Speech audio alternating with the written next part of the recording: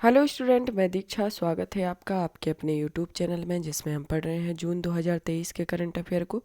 इस current affair श्रृंखला के अंतर्गत है हमारा 7वां मेजर टॉपिक है, जिसमें हमने साइंस एंड टेक्नोलॉजी के बारे में पढ़ा, जिसमें पार्ट फर्स्ट के अंतर्गत इसके तो काफ़ी टॉपिक को कवर अप किया गया। अब सेकेंड पार्ट में इससे संबंधित जो संक्षिप्त सुर्खियाँ रही हैं उन सब के बारे में विस्तृत में परिचर्चा करते हैं।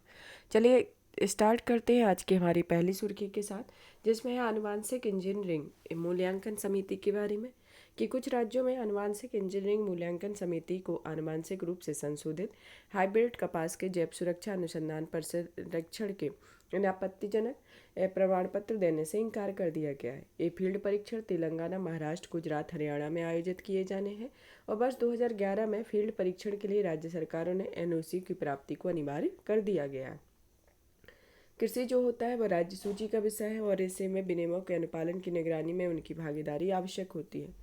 जीईएसी केंद्रीय पर्यावरण, वन एवं जलवायु परिवर्तन मंत्रालय के अंतर्गत कार्यरत एक वैधानिक समिति है। इसका गठन खतरनाक सूक्ष्म जीवों, आनुवांशिक रूप से निर्मित जीवों और कोशिकाओं का निर्माण, उपयोग या आयात या निर्यात और भंडारण नियमावली के अधीन किया जाता है। इस नियमावली को पर्यावरण संरक्षण अधिनियम 1986 के तहत तैयार किया गया है और इसका मुख्य कार्य औद्योगिक उत्पादन में खतरनाक और पुनः संयोजकों के बड़े पैमाने पर उपयोग के से जुड़ी गतिविधियों का मूल्यांकन करना है और यह किसी भी आनुवांशिक रूप से संशोधित जीव को पर्यावरण में प्रसारित या मुक्त करने के प्रायोगिक फील्ड परीक्षण का करती है।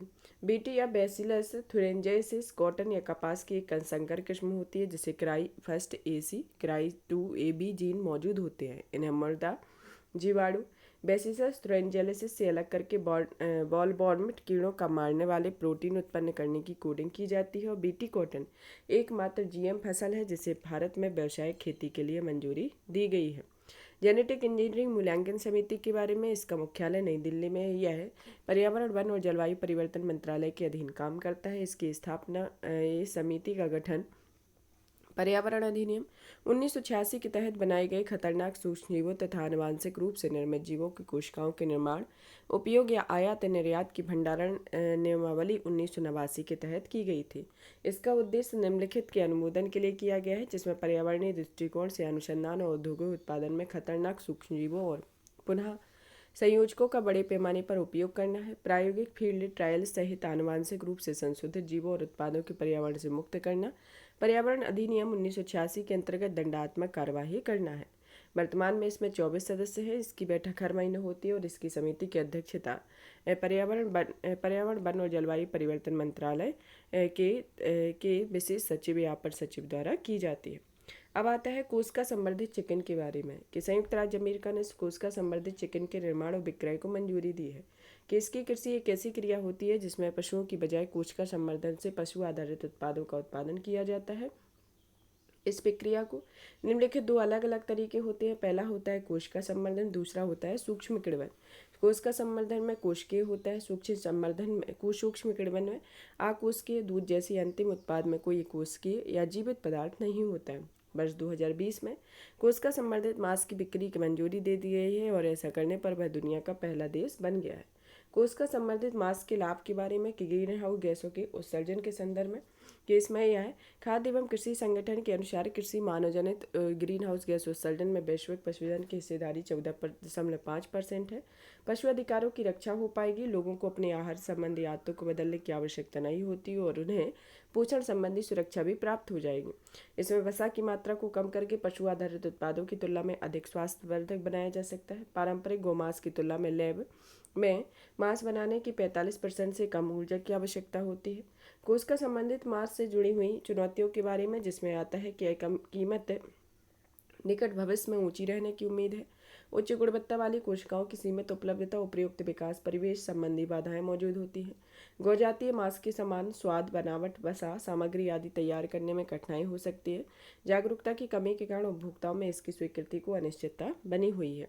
अब आता है कृत्रिम रूप से निर्मित मांस की उत्पादन प्रक्रिया के बारे में कि यह जीवित जीव जानवर मांस के ताजा टुकड़े की बायोप्सी के माध्यम से कोशिकाओं का संग्रह करता है। स्टेम सेल को प्राप्त करना, ग्रोथ सीरम से युक्त सिंथेटिक पशु या पादप आधारित पोषक का उपयोग करना, पोषक के द्वारा कोशिका की वृद्धि करना, मांस की फाइबर का प्रसंस्करण करना तथा अंतिम उत्पाद के रूप में मांस का उत्पादन करना है।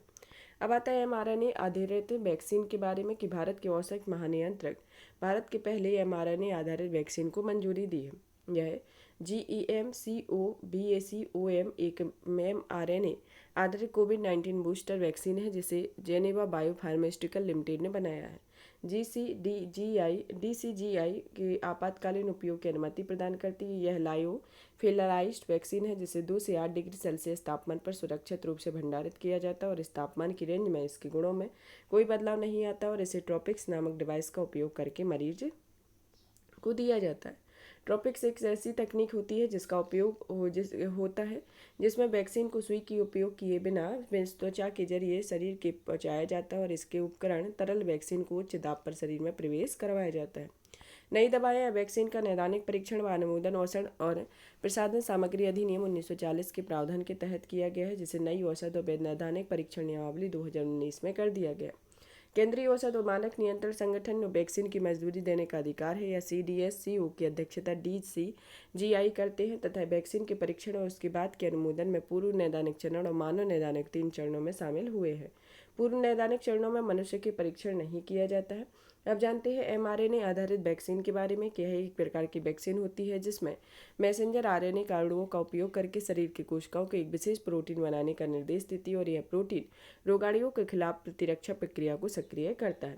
जब एक बार यह mRNA शरीर में इंजेक्ट कर दिया जाता है तो कोशिकाएं इसके निर्देश को समझकर उनके अनुरूप प्रोटीन का उत्पादन करती हैं। इसके बाद वे लक्षित रोगाणुओं के खिलाफ प्रतिक्रिया की पहचान करके आगे बढ़ाने की प्रतिरक्षा प्रणाली को सक्रिय करती हैं।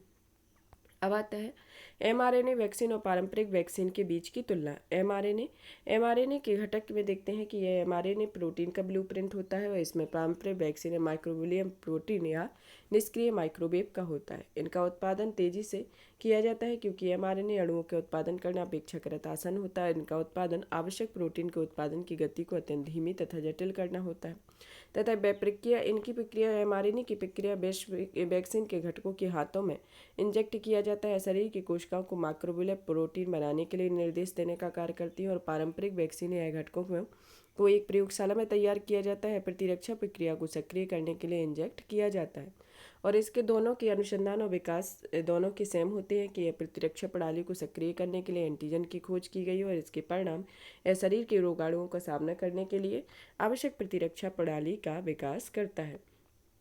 अब आता है फेज थेरेपी के बारे में। एक अध्ययन के अनुसार लोग एंटीबायोटिक दवाओं के विकल्प के रूप में बैक्टीरिया मारने वाले वायरस फेज थेरेपी का उपयोग स्वीकार कर रहे हैं।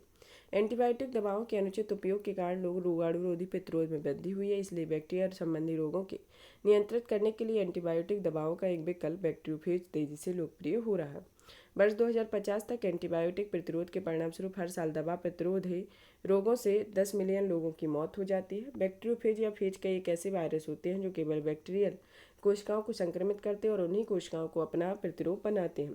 फेज थेरेपी में बैक्टीरिया संक्रमण का इलाज करने के लिए फेज का उपयोग किया जाता है। बैक्टीरियोफेज की खोज 1915 में ग्रेट ब्रिटेन में फ्रेडरिक डब्ल्यू रिवार्ड और 1917 में फ्रांस के फिलिप्स डी हेरेरी के द्वारा की गई थी। एंटीबायोटिक्स दवाएं शरीर में हानिकारक बैक्टीरिया को समाप्त करती हैं लेकिन साथ ही कुछ सूक्ष्म जीवों को भी नष्ट करती हैं। इससे नई समस्याएं उत्पन्न होती हैं और इसके विपरीत प्रत्येक फेज केवल बैक्टीरिया के लक्षित उपभेदों तथा प्रजातियों को ही टारगेट करती हैं।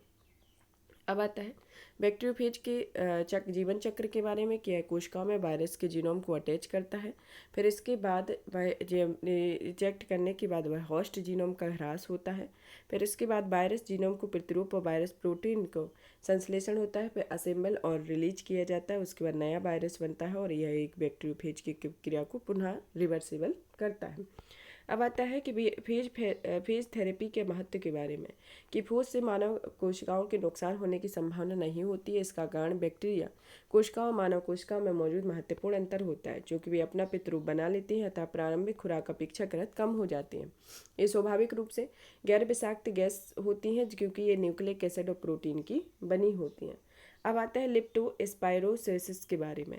यह भारत में मानसून की शुरुआत के साथ ही लेप्टोस्पाइरोसिस बीमारी का खतरा बढ़ गया। यह एक जूनेटिक जीवाणु जनित रोग होता है। इसका संक्रमण घातक भी होता है। यह लेप्टोस्पाइरल इंटेरोगन्स या लेप्टोस्पाइरा जीवाणु के कारण होता है। यह जानवरों को फैलने वाला संक्रमण रोग है। यह बाहकों में कृदंत, मवेशी, सुअर और कुत्ते पाल शामिल होती है। कभी भी कभी कभी कुछ पर्यावरणीय स्थितियों में मनुष्य को भी संक्रमित कर देता है। कैप्टागोन गोलियों के बारे में। कैप्टागोन गोलियां एक एम्फेमेटिक प्रकार की एक अत्यधिक मादक ड्रग होती है। इसका मुख्य रूप से सीरिया में उत्पादित की जाती है। कैप्टागोनल गोलियां केंद्रीय तंत्र को उत्तेजित करती हैं, ऊर्जा के प्रवाह को बढ़ावा देती हैं और व्यक्ति में एकाग्र ध्यान को बढ़ाती हैं और लंबे समय तक जगे रहने की में मदद करती हैं। उल्लासोन्माद की भावना पैदा करती हैं।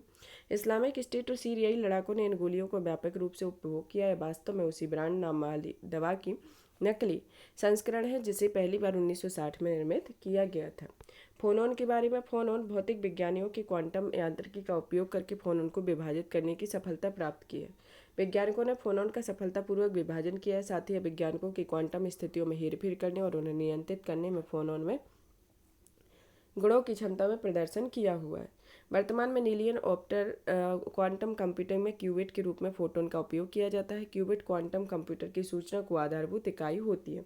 फोटोन और फोनॉन दोनों ही क्वांटम कंप्यूटर अनुसंधान के महत्वपूर्ण विषय हैं जिनमें ध्वनि के प्रति अधिक संवेदनशील होने और मापनीयता व पहचान की समस्या के कारण फोनॉन के अध्ययन करना चुनौतीपूर्ण होता है। इसके फोटोन के बारे में। फोनॉन के बारे में। प्रोटॉन अप्रकाश तथा विद्युतीय तरंगों के उपस्थित ऊर्जा के छोटे छोटे पॉकेट होते हैं तथा फोटोन निर्मात में भी गमन करते हैं। फोनॉन ध्वनि तरंगों के उपस्थित ऊर्जा के छोटे छोटे पैकेट होते हैं और फोनॉन के गमन के लिए हवा और पानी जैसे माध्यम की जरूरत नहीं पड़ती है। अब आता है प्रोजेक्ट तारा के बारे में कि अल्फाबेट ने दूरदराज के इलाकों में इंटरनेट पहुंचाने के लिए लेजर का उपयोग किया हुआ है। अल्फाबेट प्रोजेक्ट तारा के तहत वर्तमान में भारत और अफ्रीका सहित दुनिया भर के अनेक क्षेत्रों में लाइट बीम इंटरनेट तकनीक का प्रयोग किया जाता है, जिसे अल्फाबेट गूगल की पेरेंट कंपनी है। प्रोजेक्ट तारा में फ्री स्पेस ऑप्टिकल कम्युनिकेशन तकनीक का उपयोग किया जाता है। इसे मुक्त क्षेत्र लाइन ऑफ साइट के मौजूद ट्रांसीवर्स के बीच संचार के माध्यम से किया जाता है। FSOC outdoor optical wireless communication को दर्शाता है और इसके विपरीत इनडोर या कमी दूरी में OWC को लाइव फिडेलिटी या लाइफाई कहा जाता है। अब आता है FSOC के प्रौद्योगिकी के लाभ के बारे में कि अत्यधिक अधिक लागत प्रभावी होता है। इसे जल्दी से उपयोग में लाया जाता है।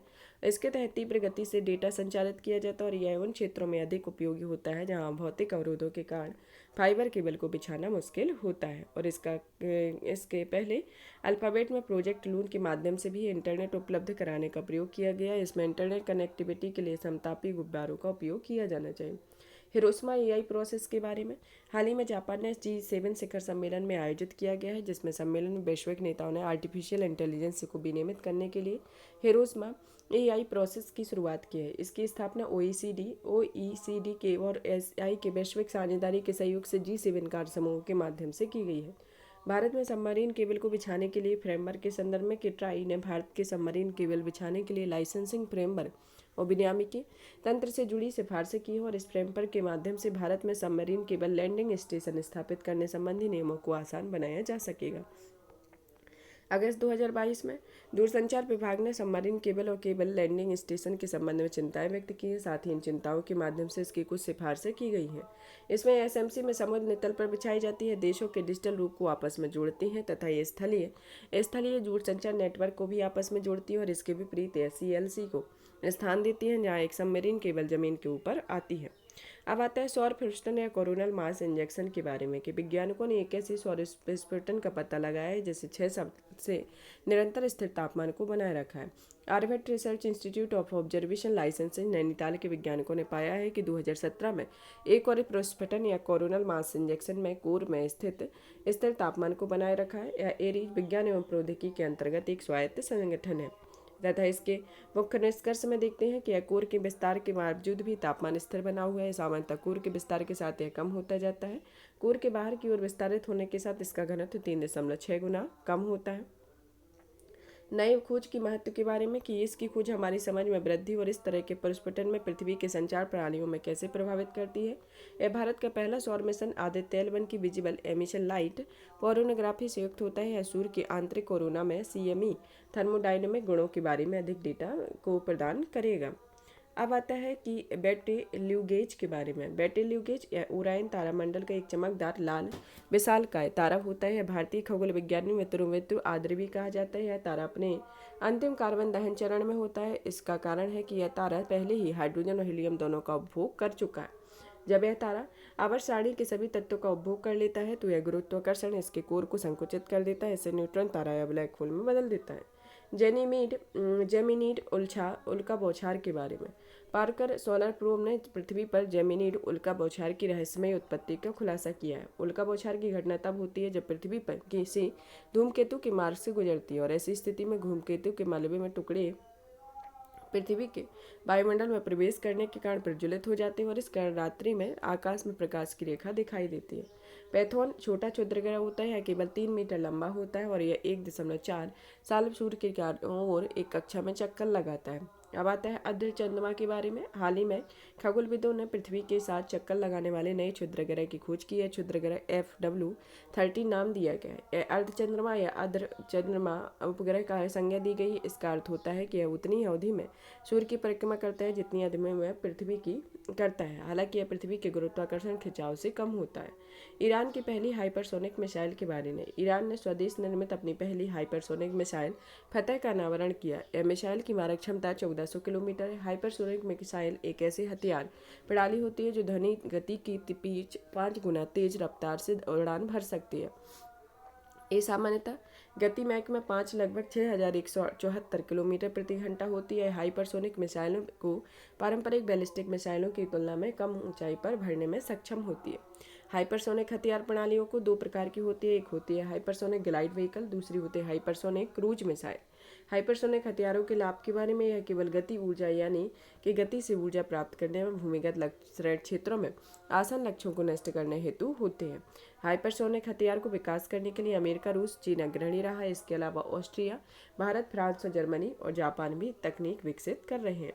अब आता है टाइटन पनडुब्बी के बारे में कि अमेरिकी नौसेना ने कहा है कि टाइटैनिक के मलबे को देखने के लिए गहराई से उतरने के दौरान पनडुब्बी में संपर्क टूट गया। इसके तुरंत बाद नौसेना के अंतः स्फोट जैसी आवाज़ों का पता चला। ध्यातव्य है कि टाइटैनिक जहाज मलबा समुद्र तल से 3800 मीटर नीचे मौजूद है। विस्फोटक एक अति संकुचित स्थान में दबाव तब तक बनाता है जब तक कि ऊर्जा तीव्र गति से मुक्त नहीं होती है। इससे मलबा बाहर की ओर फैल जाता है और विस्फोट में कोई चीज़ अंतर से बाहर नहीं होती है। अब आता है केंद्रीकृत प्रयोगशाला नेटवर्क के बारे में कि भारतीय चिकित्सा अनुसंधान परिषद का नेशनल इंस्टीट्यूट ऑफ वायरोलॉजी केंद्रीकृत प्रयोगशाला नेटवर्क शामिल हो गया है। यह CLN मुख्यतः स्थानिक महामारी तथा महामारी के प्रकोप के दौरान इस्तेमाल की जाने वाली वैक्सीन के परीक्षण के लिए कार्य करने वाला एक नेटवर्क है। यह केंद्रीकृत प्रयोगशाला network coalition for epidemic preparedness innovation का एक हिस्सा होता है, जो इसका सबसे बड़ा वैश्विक समूह है जिसके पास वैक्सीन परीक्षण के मानकीकृत तरीकों और सामग्री को उपलब्ध होते हैं। अब आता है strategic intervention for green hydrogen transaction कार्यक्रम के बारे में। Strategic intervention for green hydrogen transaction का कार्यक्रम का कार्यान्वयन एवं दिशा निर्देश जारी किए गए हैं। यह साइट प्रोग्राम या राष्ट्रीय ग्रीन हाइड्रोजन मिशन का एक उपघटक है। इसका लक्ष्य इलेक्ट्रोलाइजर विनिर्माण आधार और ग्रीन हाइड्रोजन उत्पादन केंद्रों को स्थापित करना है। हाइड्रोजन स्वच्छ दहन वाला ईंधन होता है। इसके दहन से उप उत्पाद में जल प्राप्त होता है। इसके हाइड्रोजन का उत्पादन इलेक्ट्रोलाइजर की मदद से किया जाता है। साइट कार्यक्रम ग्रीन हाइड्रोजन के ईंधन के उत्पादन में तेजी लाने, प्रौद्योगिकी के विकास करने और लागत में कमी करने के उद्देश्य से लॉन्च किया गया है। सरकारी उपक्रम में सरकारी भारतीय सौर ऊर्जा निगम इसका कार्यान्वयन किया गया है। अब आता है लिथियम आयन बैटरी के बारे में कि नोबेल पुरस्कार विजेता ने लिथियम आयन बैटरी के सह आविष्कार जॉन लेवेनिस्टर गुडेनेफ का निधन हो गया है। 2019 में रसायन शास्त्र के नोबेल पुरस्कार विजेता संयुक्त राष्ट्र में गुडेनेफ एम स्टेनली बिटिंघम अकीरा योशिनो को दिया गया था। इसे यह पुरस्कार लिथियम आयन बैटरी के विकास के लिए किया गया। यह बैटरी एक प्रकार की रिचार्जेबल बैटरी है जिसे डिस्चार्ज होने पर लिथियम आयन ऋणात्मक इलेक्ट्रोडों को धनात्मक इलेक्ट्रोड की ओर गमन करता है और वही चार्ज करने पर पुनः धनात्मक इलेक्ट्रॉनों से ऋणात्मक इलेक्ट्रोडों की ओर वापस जाता है। इस बैटरी में इलेक्ट्रोडों के लिए निम्नलिखित सामग्रियों का उपयोग किया जाता है, जिसमें लिथियम कोबाल्ट ऑक्साइड, दूसरा होता है lithium manganese oxide, lithium ion phosphate. Goodenough में कार्बन कोबाल्ट ऑक्साइड के कैथोड से लिथियम बैटरी का विकास करना होता है। लिथियम आयन के लाभ के बारे में कि इसका वजन कम होता है लेकिन इनका घनत्व अधिक होता है। लेड एसिड बैटरी में केवल 400 से 500 चार्ज रिसाइकल होते हैं, जिसमें लिथियम आयन के 5000 या इससे अधिक चार्ज साइकिल होते हैं। इसका आशय होता है कि लिथियम आयन बैटरी में 5000 बार पूरी तरह से चार्ज किया जाता है। इससे मेमोरी इफेक्ट की स्थिति उत्पन्न नहीं होती है। मेमोरी इफेक्ट एक ऐसी प्रक्रिया होती है जिससे बार बार आंशिक डिस्चार्ज होने, चार्ज करने, बैटरी कम क्षमता को मेमोरी में डाल देती है। इस वजह से बैटरी की क्षमता कम हो जाती है। अब आता है उत्प्रेरक या उन्नत तकनीकी प्रदर्शन केंद्र के बारे में। केंद्रीय विद्युत मंत्रालय ने भारतीय औद्योगिकी में ऊर्जा दक्ष प्रौद्योगिकियों में अपनाने में तेजी लाने के लिए उत्कृष्टता केंद्र उत्प्रेरक की स्थापना की है। इसे ऊर्जा दक्षता ब्यूरो ने स्थापित किया है। केंद्र सरकार के प्रशिक्षण, निर्माण, ऊर्जा दक्ष प्रौद्योगिकियों के प्रदर्शन, सूचना केंद्र और ज्ञान भंडार जैसे क्षेत्रों में परियोजनाओं को लागू करता है। इनका उत्प्रेरक औद्योगिक ऊर्जा दक्ष प्रौद्योगिकियों का प्रमुख संदर्भ संसाधन होगा। चिरल बोस तरल अवस्था के बारे में। हाल ही में संयुक्त राज्य अमेरिका और चीन के भौतिकविदों ने दावा किया है कि उन्होंने पदार्थ की एक नई अवस्था चिरल बोस तरल अवस्था की खोज की है। यह शोधकर्ताओं में चिरल बोस तरल अवस्था की खोज एक विशेष सामग्री को दो परतों को बहुत कम तापमान पर एक साथ लाकर की हुई है। शोधकर्ताओं के पदार्थ में इस अवस्था की प्राप्ति के लिए फ्रस्ट्रेशन मशीन निर्मित की है। दो परत वाली सेमीकंडक्टर मशीन होती है। मशीन की ऊपरी परत पर इलेक्ट्रॉनों से युक्त होती है, जिससे निचली परत में छिद्रनुमा संरचनाएं बनी होती हैं जिनमें इलेक्ट्रॉन एकत्रित होते हैं। यह मशीन असंतुलित स्थिति उत्पन्न करती है, जिसमें इलेक्ट्रॉनों की एकत्रित होने से पर्याप्त छिद्र नहीं बच पाता है। इससे नई अवस्था में निर्माण होता है, जिसे चिरल बोस अवस्था नाम दिया गया है। पदार्थ की इस क्वांटम अवस्था में पदार्थ वस्तुतः ठोस, तरल, गैसीय अवस्थाओं से काफ़ी अलग अलग व्यवहार करता है और इस अवस्थाओं के भीतर कणों की अंतरक्रिया अनंत संभावनाओं को जन्म देती है। पदार्थ की यह नई अवस्था डिजिटल जानकारी को इनकोड करने का अधिक सुरक्षित और विश्वसनीय तरीका खोजने में भी मदद कर सकती है। यहाँ पर साइंस एंड टेक्नोलॉजी का पार्ट सेकंड फिनिश होता है। नेक्स्ट क्लास में आर्ट एंड कल्चर को पढ़ेंगे। और भी इसी तरीके की वीडियो को देखने के लिए वीडियो को लाइक करें, चैनल को सब्सक्राइब करें, ज़्यादा से ज़्यादा शेयर करें। धन्यवाद।